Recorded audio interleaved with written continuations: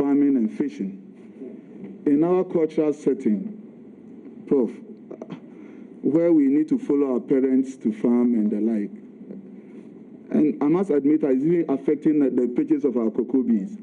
Do you hold the view that following your father or mother to farm during vacations and weekends constitute child labor? Also, learning a second trade constitute a child labor?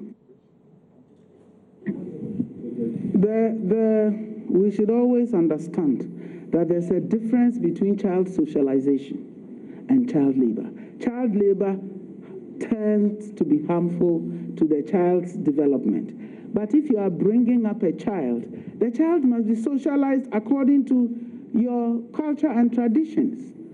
So you cannot be like some other people who hold other views.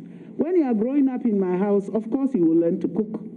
And you will learn to scrub if you go to Wesley Girls High School. Because you can't live in debt and you must eat. So socializing the child so that the child can function in your community is part of what it takes to make a Ghanaian. The extreme is when the child is so loaded with work that the child has no opportunity to go to school, or if the child is in school, to even do homework. That is troublesome. But I will not count that as child labor. But when you take them to break rocks and do all kinds of things that stop them from going to school. In class 6, I was in a school close to the beach around Kolebu. I had a classmate who never came to school on the days when the nets came in. He preferred to go to the beach, help drag the net and get some free fish. You would find him definitely in school on Tuesdays because there would be no fishing.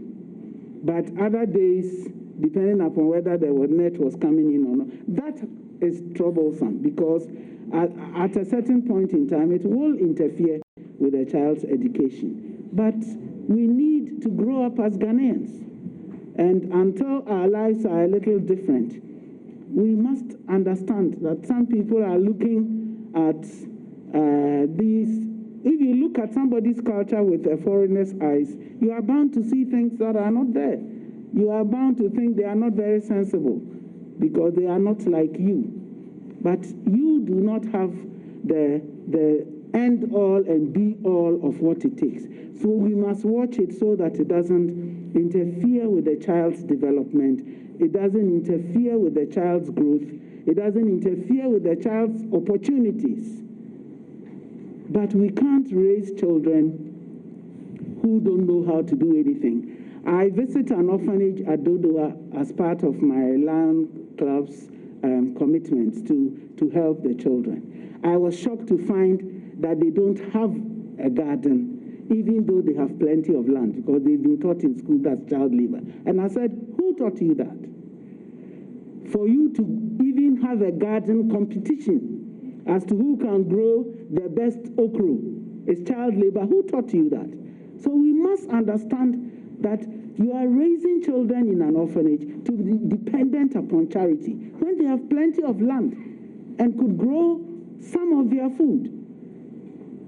So we just need to understand that there's a difference between how we raise our children and how others raise their children. But we must be sure that the way we raise them don't take away their future. Thank you, Mr. Chairman. Prof, I want to look at your social humanitarian services,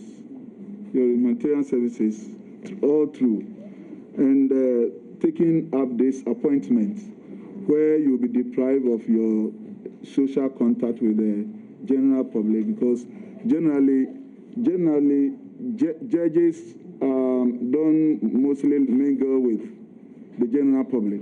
How do you balance the two? Yes, I enjoy being a lion, but